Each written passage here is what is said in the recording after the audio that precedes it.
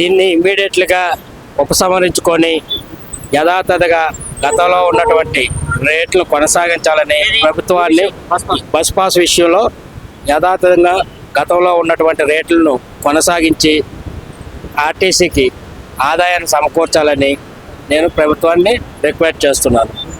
అలాగే ప్రభుత్వానికి నేను ఒక చిన్న సలహా సూచిస్తున్నాను.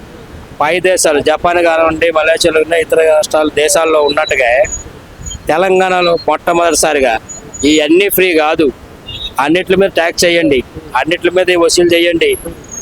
ఒక విద్యని ఒక ఆరోగ్యాన్ని ఫ్రీ చేసి మిగతా వాటి మీద ట్యాక్స్ చేసి రాష్ట్ర అభివృద్ధికి కానీ దేశ అభివృద్ధికి కానీ తోడ్పడాలని నేను మీ మీడియా ద్వారా తెలంగాణ గవర్నమెంట్ని కోరుతున్నాను.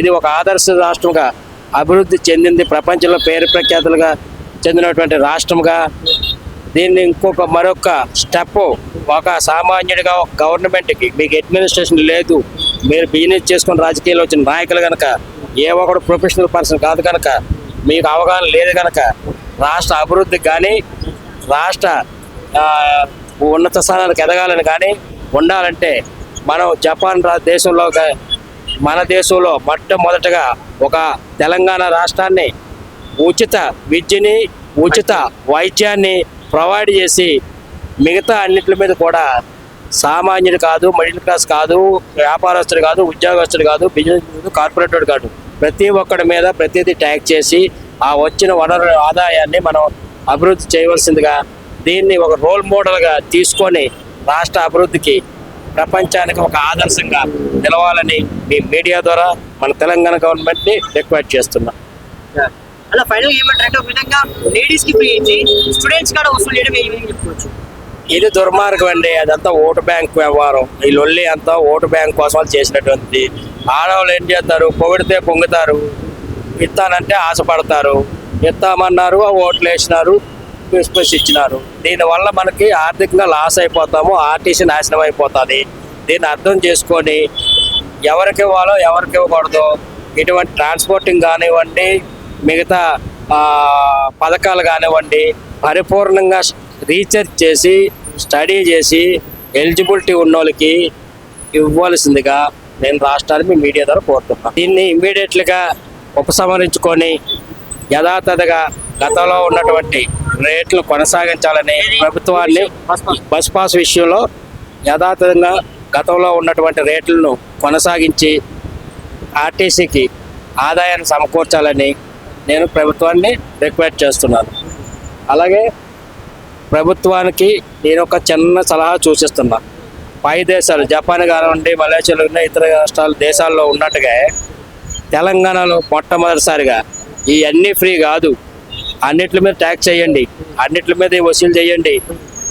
ఒక విద్యని ఒక ఆరోగ్యాన్ని ఫ్రీ చేసి మిగతా వాటి మీద ట్యాక్స్ చేసి రాష్ట్ర అభివృద్ధికి కానీ దేశ అభివృద్ధికి కానీ తోడ్పడాలని నేను మీ మీడియా ద్వారా తెలంగాణ గవర్నమెంట్ని కోరుతున్నాను.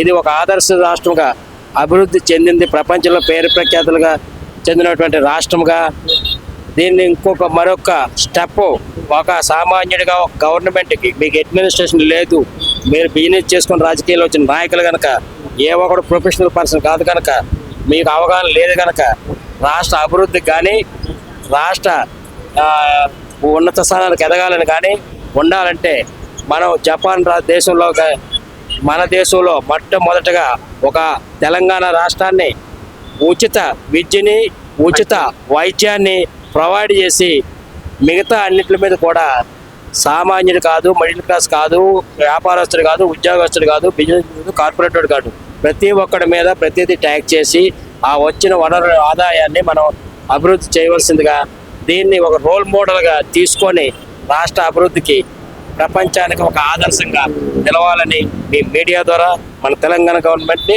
రిక్వెస్ట్ చేస్తున్నాం. అలా ఫైనల్ ఏమంటారంటే ఒక విధంగా లేడీస్ కి ఫ్రీ ఇచ్చి స్టూడెంట్స్ కూడా వసూలు చేయడం ఏమని చెప్పుకోవచ్చు. ఇది దుర్మార్గం అండి. అదంతా ఓటు బ్యాంక్ వ్యవహారం. ఈ లొల్లి అంతా ఓటు బ్యాంక్ కోసం వాళ్ళు చేసినటువంటి.